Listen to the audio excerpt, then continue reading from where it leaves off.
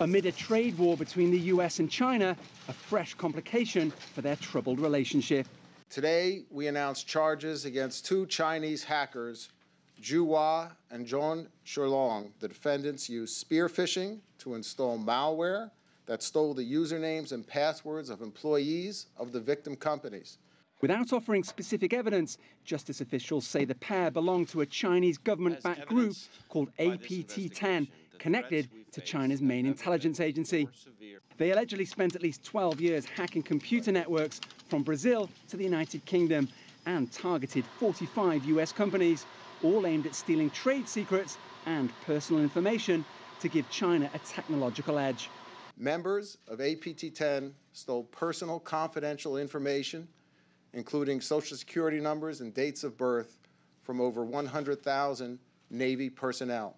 This indictment has been made at a sensitive time for US-China relations, as the two are trying to resolve a trade war triggered partly by Washington's complaints that China steals trade secrets. And the Department of Justice had to fend off suggestions that the Trump administration is using this case to pressure China into favorable terms.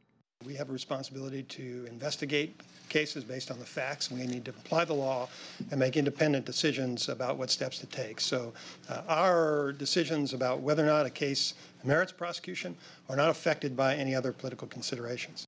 Even so, technology remains a flashpoint in Washington's relationship with Beijing. The US is trying to extradite Meng Wanzhou, the chief finance officer of Chinese telecoms giant Huawei, to face charges that the company violated Iran's sanctions.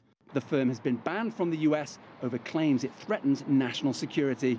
Justice officials here in the United States say more than 90% of economic espionage cases over the past 7 years involve China, and that this latest indictment violates a 2015 bilateral agreement with the US to stop cyber hacking. But China's government has repeatedly insisted it isn't involved. Owen, Fairclough, CGTN, Washington.